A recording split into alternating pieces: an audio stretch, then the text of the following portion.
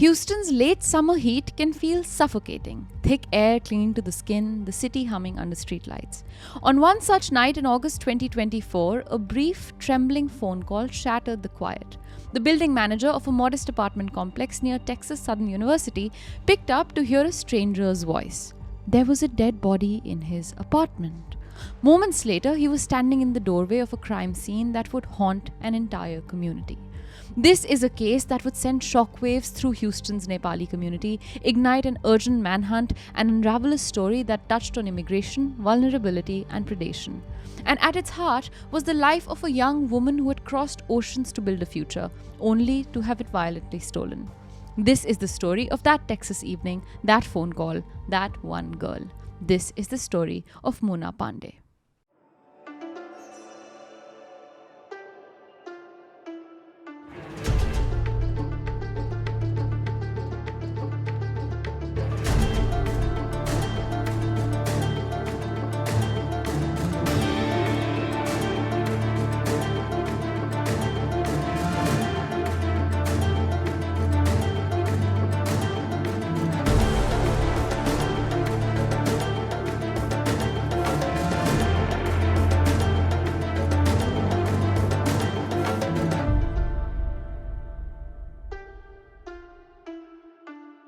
Hi everyone, welcome to the Desi Crime Podcast, a show where we dive deep into some of the craziest cases from around South Asia. I'm your host Ashwarya. And I'm Aryan. And the case that I have for you today is one that so many young women across the world can relate to and feel terrified from. Usually we ask you guys to hit the subscribe button or do something on those lines that is beneficial for us. But today we can offer you something that's beneficial for you, which is that the Desi Crime book is out now. You can order it from Amazon. You can get the audiobook on Audible. And by buying this book, you get access to not just some of the best Desi Crime episodes you've ever covered, but some new cases that are exclusive just for the book. The link is in the bio. And here's a request. This episode, like many Desi Crime episodes, doesn't have a sponsor. Everything runs on the dime we earn because of you guys. So if you can help us out by becoming a patron or a YouTube member, you keep the engines at Desi Studios running, and hopefully one day, Ashwarya, we can make the Patreon and YouTube membership program big enough that we don't need sponsors. Absolutely. We just need your money. No, but seriously, we produce extra episodes on our Patreon all the time. In fact, we've been working on some really cool IPs just for our Patreon and members, like getting back the Thug Life series. For the OG listeners who know, Thug Life was this section where we covered the actual tales of thugs that existed during the colonial period. Which people thought were limited to movies like Sholay, but they're actually real Gabbar stories Singh behind is them. a real Daku. And stories like that we will cover there. Of course, we'll release some of them for you guys generally also. But to support our channel, please become a member and buy the book. And now, on with the case for today. Late on a sweltering night in Houston, on a Monday, the phone rang in the office of a tidy apartment complex not far from Texas Southern University. On the line was a man whose voice trembled, each word clipped with urgency. He said there was a dead body inside one of the units, then hung up before the building manager could even ask a question. At first, the manager thought it must be some kind of cruel prank. What apartment? What tenant? But curiosity and something deeper, a gnawing unease, pushed him to walk over to the complex and make sure the tenants were okay. Door after door, people confirmed their safety. That is, until apartment unit 3009. He knocked hard. No answer. Then called for whoever was inside to open the door. Yet again, no answer. Slowly, he turned the handle and nudged the door open. What he saw stole breath from his chest. On the hardwood floor, in a pool of dark, congealed blood, lay the body of a young woman. Her face was still, her limbs lifeless. It was 21-year-old Muna Pandey, a college student from Nepal. Visibly, she had been shot multiple times. By the time paramedics arrived, it was already too late. Investigators would later say she had been dead for at least a day. The anonymous call had come on August 26, 2024. 2 days earlier, Muna's last known moments alive had been witnessed by those who lived around her. She had been seen walking towards her apartment, shopping bags in hand, phone pressed to her ear. A small security camera she'd mounted above her doorway caught everything that happened next. From the far end of the corridor, a man appeared. He raised a pistol, pointing it straight at her after loading the weapon with that unmistakable sound. Muna's voice, accented with the gentle cadence of her first language, cut through the quiet. "What are you going to do?" It's a line that still chills everyone who's heard it, an instinctive plea from a young woman who, even in that moment, seemed to think there might be an explanation, some thread of reason she could make sense of. But there was none. He pushed the gun towards her and ordered her to unlock the door. She obeyed, and they stepped inside together. An hour later, he walked out alone, one of her bags slung casually over his shoulder, and disappeared into the night. For nearly 48 hours, no one realized Muna's body lay inside. Friends grew worried when she missed a planned hangout and stopped responding to messages. Back in Kathmandu, her mother, Anita Pandey, living in a small rented room thousands of miles away, called repeatedly. It wasn't like Muna not to answer, but her mother's texts sat unread. When the building manager finally opened Unit 3009, Anita's worst fear, one she'd never dared voice, became reality. The murder of Muna Pandey didn't just rattle the residents of that apartment building. It sent shockwaves through Houston's Nepali community and reverberated all the way back to the Himalayan foothills. Muna had been one of thousands of South Asian students who crossed oceans chasing the American dream. But to understand why her death struck so deep and why it happened to begin with, we have to step back from that blood-stained apartment and trace the paths, hers and her killers, that converged in that narrow hallway. Muna Pandey's story began in Bhojpur, a rugged district of eastern Nepal, where the Sun Kosi River winds through steep terraced hills. There is a Bhojpur in Nepal also. Yes, there is. Is the music the same as our Bhojpuri Oh, I have no music? idea. Why don't some of you all tell us? Yeah, please tell us if you're from Bhojpur, Nepal. Do you guys identify with the music coming out from Bhojpur, India? Muna was raised almost entirely by her mother, Anita Pandey, a woman who had been working since her teens, first as a domestic helper and later as a tailor. Muna's father was largely absent. According to the Kathmandu Post, Anita was divorced, living alone with her daughter in a modest rented room in Kandahari, on the outskirts of Kathmandu. In a culture where sons are often prized above daughters, Anita poured all her hopes into Muna. She sold off family land, took out loans, and stitched clothes late into the night to pay for her schooling. Friends remember her telling customers, "Whatever it takes, my Muna will study abroad." Muna responded with equal determination. She excelled in school, consistently ranking at the top of her class, and dreamed of becoming a nurse, a profession she saw as both noble and a way to lift her family out of poverty. In 2021, after years of saving and fundraising, she was finally admitted to Houston Community College and was granted a student visa. She left Nepal with 2 suitcases and a promise to her mother she would succeed. On the day of her departure, Anita hugged her at Tribhuvan International Airport and whispered, "Study hard, make us proud, and don't forget to call." Muna, a girl of just 21 and one who had never before stepped beyond South Asia, wept quietly. As the plane rose above the Himalayas, she watched the mountains fade below, the distance between her and her mother growing wider with every passing second. Houston was a world apart from everything she knew. She landed in late summer, greeted by the heavy Texas heat and the endless web of freeways. Enrolled in nursing courses, she took a part-time job at a South Asian restaurant to cover rent and tuition. With no relatives in the US, she initially shared an apartment with another Nepali student before moving into a small studio to focus on her studies. Life became a relentless rhythm. Classes and labs by day, kitchen shifts by night, often leaving home before dawn and returning well past midnight. Groceries were paid for through double shifts. Her spare time was spent on long-distance calls to her mother in Kathmandu. Those calls stitched together their lives across 12 time zones. When Muna clocked out at midnight in Houston, it was midday in Nepal, and Anita would pause her sewing to answer. They spoke of school, of the suffocating humidity, of tight finances. Some days Muna's voice was buoyant. She had aced a test, made a new friend. Other days it was heavy. She confided about loneliness of living alone and about the unease she felt walking to the bus stop after late shifts. Once, she told her mother, a man had been following her from work. Anita urged her to be careful and always let her know when she was safely inside her apartment. Muna took that advice to heart. After being stalked by someone in her building, she installed a small security camera above her apartment door, a precaution that would later become vital evidence. Like many young international students, she juggled precarious finances, visa restrictions, and the cultural dissonance of a new country. But to her friends, she seemed to manage it all with quiet grace. Those who knew her told KHOU 11 she was punctual, dedicated, and full of life. She was active in Houston's close-knit Nepali community and in campus clubs. She had a shy smile and a habit of humming Nepali songs while chopping vegetables at the restaurant.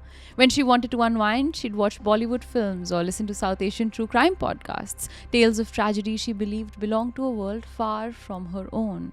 She could never have imagined that one day hers would be one of those stories because of a man named Bobby. And when I read this detail of that she was an ardent true crime listener of South Asian true crime podcast specifically, I was just, there are a select few of us Yeah. in this bracket, someone like Stephanie Sue comes to mind. Yeah. And then obviously there is our podcast. And it's just something about thinking that she may have heard us. It just makes me feel like connected to her in a different kind of way. Yeah.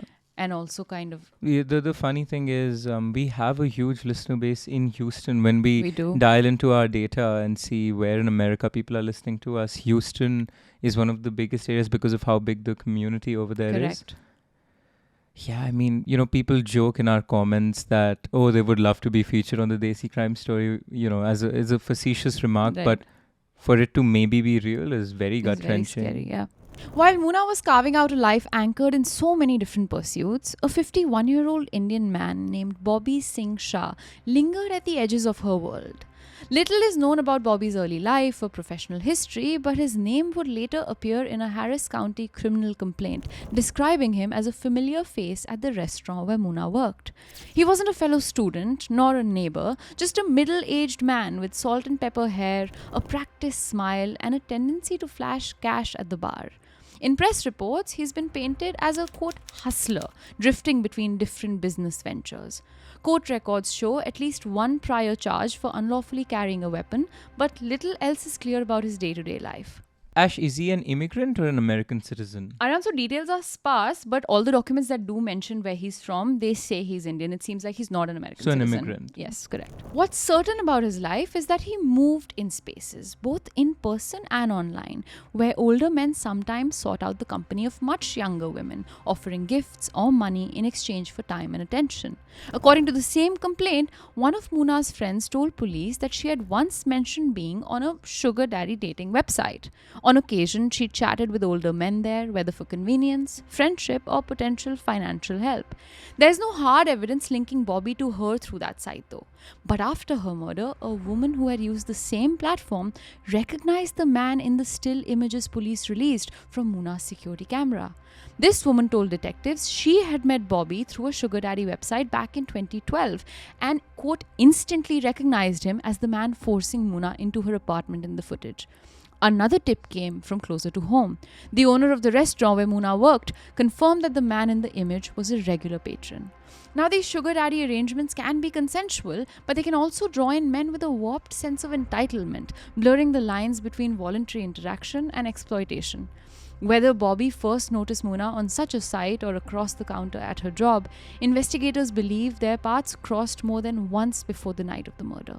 Her friends, however, were adamant. There was no romance here. She barely knew him. And then came Friday, August 23rd, 2024, the day that marked the end of Muna's summer courses. She had 2 days off from work and planned to catch up on errands and assignments. That evening, she called her mother and told her she was going grocery shopping the next day. Anita reminded her to get enough vegetables and to stay safe. On Saturday, August 24th, Muna spent the afternoon chatting with friends online. She promised to meet them that evening, but said she needed to stop at a store first. At around 8:40 p.m., she returned to her complex carrying bags of groceries. She looked tired but content. The security camera above her door captured what happened next. As Muna dug for her keys, that same figure appeared from the corridor. The footage shows a man with a medium build and short hair wearing a grey shirt and carrying a gun. He pointed it at Muna's face and whispered something. Muna's voice can be heard asking, "What are you going to do?" It's a simple question that reveals her disbelief. Perhaps she thought this was a robbery and he wanted her purse. The man racked the gun slide, loading a round into the chamber. He ordered her to unlock the door, watching as her face filled with fear. She unlocked the door and they entered the small studio. The door closed behind them. Neighbors later told police that they heard loud thumping from Muna's apartment around this time. They assumed it was furniture being moved or a television show turned up too loud. They did not call 911. One neighbor reported hearing a woman scream, cut short by a sudden bang. Yet, because gunshots are not always recognized as such, especially in a city where fireworks and car backfires are common, the noises passed without action. Then there was silence. The man remained in the apartment for more than an hour. What happened inside is known only through forensic evidence. Aishwarya, as a kid growing up in a society, an apartment complex in India, it often happened that we heard women shouting or kids crying, and I'd go out into my balcony and try to figure out where the noise is coming from. It's a very common experience for most kids, and prod my mom to do something about it, and she would write it off as somebody else's business, Right. which That is family matter. family matter, which is understandable. And often I've also heard loud bangs and noises, and it happened recently in Bombay. The bang sounded to me like a bomb blast, and I immediately went on to Twitter to see what it is.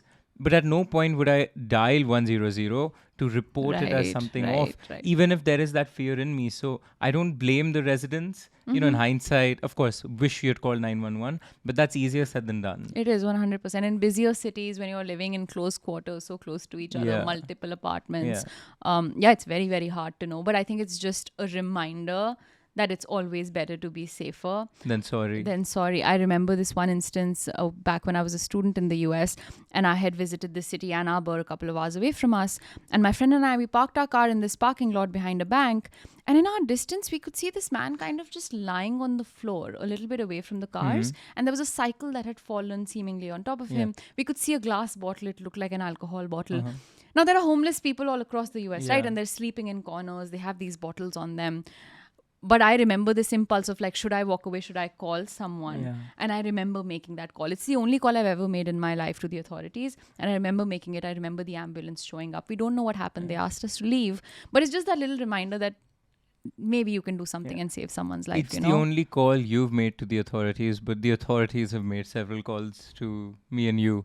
So that's for a later Chai and Chitti episode. Yeah. When police examined this scene days later, they found Muna had been shot 4 times. 3 bullets tore through her torso and 1 passed through the back of her head, an execution. Blood splatter analysis suggested she was likely shot at close range, possibly while pleading for her life. There were signs of a struggle. Chairs toppled, grocery bags spilled, a smashed phone. The killer then gathered some of her belongings, including her purse and her phone, and left, locking the door behind him. Muna's phone disappeared with him. In the hours after her death, friends sent her messages confirming plans for the night. They assumed she was busy because none were delivered. When she failed to show up, a friend texted, "Where are you? We've been waiting." There was no reply. As the night turned into Sunday morning, Muna's mother texted from Nepal, "Didi, call me when you wake up. Love you." That message too remained unread. On Monday, August 26th, the call came to the building manager. He told the police he did not recognize the male caller's voice. The caller simply said there was a dead body in the complex and then hung up. Responding officers found Muna's door locked. When they entered, they discovered the gruesome scene. Muna's lifeless body on the floor, bullets lodged in the walls, and dried blood everywhere. The sense of violation was palpable. The tiny apartment that had been Muna's safe space had been turned into a crime scene. Detectives canvassed the building. They interviewed neighbors who described the noises. Muna's friends told investigators she had been scared of a stalker and had installed a camera. Police retrieved footage from that camera and other security systems in the complex. When they watched it, they saw the chilling confrontation outside the door. They released still images to the public and asked for help identifying the suspect. Houston's Nepali community sprang into action. Photos and news updates raced through Facebook groups and WhatsApp chats. Many recognized Muna instantly as the warm, soft-spoken waitress from the restaurant. The suspect's profile was distinct enough that within hours, tips started pouring in. One came in from the restaurant owner, the other from the woman who identified the man. Investigators cross-referenced these leads with license plate data from nearby surveillance cameras. The name emerged: Bobby Singh Shah, 51. Harris County swiftly issued a warrant for capital murder, and on August 28th, just 2 days after Muna's body was found, officers spotted Bobby driving. When they pulled him over, prosecutors say he was still wearing the same blood-stained clothes seen in the video. A gun was inside his vehicle. He surrendered quietly, was booked into the Harris County jail without bond, and faced additional charges for unlawfully carrying a weapon. News of Muna's murder reached Nepal through a late-night phone call. Drona Gautam, the vice president of the Nepalese Association of Houston, called Anita Pandey and told her that her only daughter had been killed. Anita fainted. She later told reporters she thought it was a prank at first, that someone was lying. But then more calls came. Finally, someone sent her a link to a news article showing her daughter's photograph, and that's when the reality sunk in. Muna was gone. Ashwara, one might think that since he's an immigrant, not a citizen, he doesn't get the Second Amendment of which is you can own a gun in America. But that's not true. Even as an immigrant, getting a gun license is pretty easy. Especially in a state like Texas. Especially there. I remember I went to a Walmart and got my gun license for just $100. Oh my God. Yeah, gave me a hunting license that allowed me to own and shoot a gun. I just paid. There was no training, no checks, no background checks, nothing. Just here you go. Gun culture is a little bit scary. Obviously, it's scary because we know of school shootings, we know of mass shootings. But having lived in a small Midwestern rural town, we used to see women on their morning runs with like pistols strapped to their arms. Just strapped to their shoulders and arms. Yeah, we used to be sitting in restaurants. There was one incident in our first year which terrified Aryan and I. You were in a Chinese restaurant late at night after a party. And this man dressed in all black, and that's stereotyping someone dressed in all black is a little bit scary, walked in and you could visibly see a gun strapped to his belt. And he was young, slightly overweight, frazzled, disheveled, wearing a black shirt.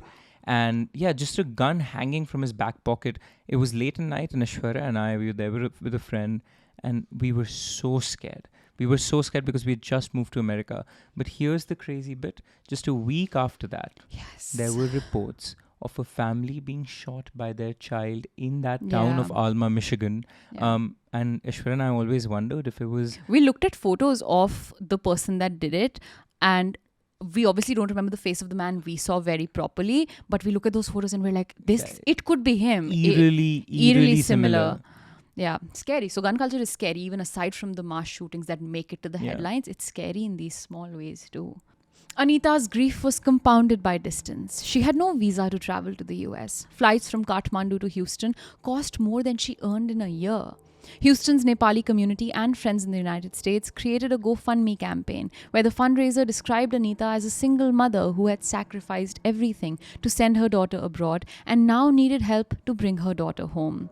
Within days, donations poured in from Nepali students, South Asian immigrants, and strangers around the world. The campaign raised more than $14,000, enough for Anita's travel expenses and for funeral expenses. The US Embassy in Kathmandu expedited Anita's visa, and she finally boarded a flight to Houston, carrying little more than a bag of Muna's favorite sweets and a small framed photograph. When she landed at George Bush Intercontinental Airport in early September, she was greeted by members of Houston's Nepali community. Cameras captured her teary embrace with Drona Gautam. What was the motive? He later asked a television reporter. What could cause someone to shoot a young girl 4 times, he asked. Anita's first stop after landing was the morgue. Seeing her daughter's body, she sobbed uncontrollably. The local Hindu priest recited rituals while Anita held Muna's cold hands. Quote, I had hopes for her. I raised money to send her to America. She wanted to become a nurse. She was so bright, end quote. Anita struggled with guilt over not being able to protect her daughter. She told reporters because of that guilt, she had not been able to sleep for days. Her grief resonated with mothers across the diaspora who had made similar sacrifices. On September 9, 2024, more than 2 weeks after Muna's death, she was laid to rest at the Forest Park East Cemetery in Webster, Texas. The ceremony combined Hindu rites with elements of Nepali tradition. A priest chanted mantras and sprinkled holy water on Muna's body. Anita draped her daughter in a bright red sari, the color of a bride, symbolizing purity and auspiciousness. Her friends placed marigold garlands around her neck and sang a Nepali folk song about returning home. The Harris County coroner had permitted an open casket. Anita and Muna's best friend stood by her side for hours, their hands trembling as they stroked her hair. Muna's face was bruised, but the mortician's hard work restored some of her gentle features. She looked like she was sleeping. At the funeral, Muna's childhood friend, who requested anonymity, delivered a eulogy. She told the gathered mourners that she and Muna had been friends since they were 10. They had dreamed about studying in America together and about traveling the world. We were inseparable, she said through tears. I keep checking my phone, thinking she will text me again. I was hoping that for the rest of my life we would be inseparable like we were. Her remarks were a response to speculation that Muna might have been involved romantically with her killer. Quote, "There are rumors out there, but they are not true. Muna didn't have a relationship with him." End quote. She wanted to protect her friend's reputation even in death. The funeral drew not only Muna's immediate friends and fellow students, but also a crowd of strangers. Drona Gautam estimated that nearly half the attendees had never met her. They came because the tragedy touched something universal, a migrant's dream cut short, a mother's worst nightmare realized. Many were parents who had sent their own children abroad and saw themselves in Anita's grief. Others were students who recognized their struggles in her story. They stood under the sweltering Texas sun and watched smoke from the pyre rise into the sky, carrying with it Muna's body and the community's prayers for justice. And then came the day everyone had waited for, the day court proceedings began.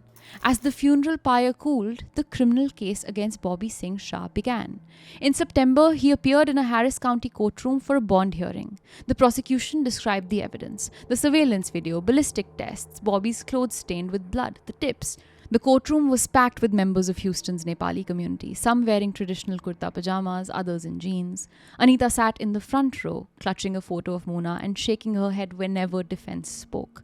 Prosecutors in court described the crime scene as both calculated and vicious, so much so that they said they were considering the death penalty. Bobby's lawyers declared his client innocent and vowed to prove his case in court. At a preliminary hearing, prosecutors told the judge that ballistic tests had matched the gun in Bobby's car to the bullets in Muna's apartment, and so naturally, despite his lawyer's confidence, bail was denied. The arrest brought some measure of relief to people, but also left them with a gnawing question. Why target a 21-year-old student? Was it a robbery that had spiraled into murder or something more personal? Investigators believe Muna may have known Bobby only slightly, perhaps from the restaurant or possibly an online encounter. Her closest friends, again in court, dismissed the swirl of online rumors about a romantic link. According to them, Muna's interactions with older men were limited to serving them food and taking their orders at the restaurant. While she had used a sugar daddy site, it was out of curiosity. Friends say she had never met anyone from those sites in person. Bobby's attorney, on the other hand, challenged the prosecution's timeline and said that there were still unanswered questions about who placed that anonymous call to the building manager, who had moved Muna's phone, and whether more than one person was involved. The defense suggested that the crime might have been a robbery gone wrong and that another suspect was at large. They argued that releasing the surveillance images had prejudiced the public and that Bobby had been unfairly portrayed. But true crime stories often hinge on the dogged work of investigators and forensic scientists who gather the pieces that the dead can no longer speak. And the forensic clues found in this case paint Bobby to be guilty of this crime. In Muna's case, the reconstruction of the crime started with small physical clues: bullet casings, footprints, a displaced rug, and the bent frame of a shopping bag. Houston Police Department's forensic teams documented every corner of the apartment, measuring blood splatter to determine the trajectory of each shot. The bullets recovered from the wall behind Muna's body told a story of close-range execution, a shot to the back of the head fired at a downward angle, indicating that she may have been kneeling or lying when the final bullet struck. 3 other rounds enter her torso in quick succession, suggesting an intent not just to incapacitate, but to ensure death. Ballistic analysis matched the rifling marks on the bullets to a semi-automatic handgun found in Bobby's car. Such matches are not perfect fingerprints, but they gave prosecutors enough confidence that they had the weapon used in the crime. Digital evidence also played a crucial role. Muna's security camera saved footage to a cloud-based service. Investigators requested access and downloaded the high-definition video that captured the entire interaction outside her door. Investigators took precise timestamps from that recorded CCTV footage and compared those time codes with cell tower records for Bobby's phone and found that his device had pinged off a tower near Muna's complex during the time frame of the murder. They also traced Muna's missing phone. It was last switched on an hour after her death near a highway interchange. It then went dark, either smashed or turned off, making it harder to locate. Surveillance cameras from a gas station near that interchange captured a vehicle matching Bobby driving away. The digital breadcrumbs formed a circumstantial but compelling narrative linking him to the crime. Forensic teams also analyzed traces of blood found on Bobby's clothing. Muna's blood type was rare, B negative. The blood on his shirt matched that type. Later, DNA tests would confirm a match. The prosecution's theory is that during the struggle, Muna fought back, scratching Shah and causing his shirt to pick up her blood. Fingerprints lifted from the grocery bags also matched his. Defense attorneys will likely challenge the chain of custody and argue that cross-contamination could have occurred, but combined with the video evidence, the forensic findings paint a coherent picture of events. Beyond the technical work, detectives also drew on behavioral patterns to build their case. Muna's friends told investigators that she often used digital payment apps to split bills and rarely carried large amounts of cash. That Saturday, however, she had withdrawn $200 to pay her college fee. Police suspect Bobby knew she had money on her and intended to rob her. When she resisted, he shot her. This theory is supported by the fact that he left with her purse and phone, and there was no rape. Yet the brutality of shooting someone 4 times for a few $100s raises questions about motive. Forensic analysis also extended to digital communications. Investigators seized Shah's computers and phones and combed through his browsing history, messaging apps, and email accounts. While details remain sealed, law enforcement sources hinted that they found searches related to sugar daddy websites, discussions with young women, and queries about how to dispose of a body. If admitted at trial, such evidence could support the theory that he planned the crime. Since the bond hearings have ended but trial hasn't started yet, we don't know how the defense attorneys will respond to this. But we can estimate that they'll say something like internet searches don't equate to criminal intent. They may also contend that a tech-savvy murderer would never leave such obvious traces, implying that someone else used his devices. The battle over digital evidence promises to be a focal point in court. For Muna's loved ones, the science is secondary to the emotional realities. Anita doesn't care how the investigators reach their conclusions. She cares only that the man who killed her daughter is held accountable. Yet she's also expressed gratitude for the detectives who spent long hours piercing together the timeline. At a candlelight vigil in late September, she spoke softly into a microphone. Quote, "They told me they will never stop until justice is done. I believe them," end quote. In a world where unsolved cases are far too common, that promise offers a sliver of hope. As of this writing, the trial has not yet occurred and Bobby remains held without bail. Under the US legal system, he is innocent until proven guilty. The speculation surrounding his motives, whether he was a sugar daddy gone rogue, a jealous stalker, or simply a criminal looking for money, remains unsolved. The story of Bobby Shah underscores the murky world of sugar daddy websites and casual dating. The possibility that that's where he met Muna has fueled debates in Houston's South Asian community about the vulnerability of international students. Some blame Muna for taking unnecessary risks. Others argue that the conditions faced by many students, low pay, lack of family support, cultural isolation, pushed them towards precarious arrangements. It's a conversation that has played out across diaspora communities, forcing families to confront uncomfortable realities about safety and autonomy. But while we raise these questions and wait for trial to begin, we must remember Muna Pandey was more than the woman captured in a chilling surveillance video. She was a daughter who loved her mother, a student working towards a nursing degree, a friend who liked Bollywood songs and gossiping over chai. Her life was cut short in a foreign city, but her legacy has traveled back across the oceans. Anita Pandey keeps her daughter's photograph in a place of honor. At night, she still whispers to that photo, hoping that somewhere her Muna can hear her. In telling her story today, we hope that you can hear her too. If you like what we do here at Desi Studios and absolutely love what we're wearing today, this is merch you can go buy all for yourself. You can buy this Desi Crime merch in our YouTube store on the link down below at Kadak Merch. Keep the engines at Desi Studios rolling so we can pay our videographer right behind the camera to make these amazing episodes just for you.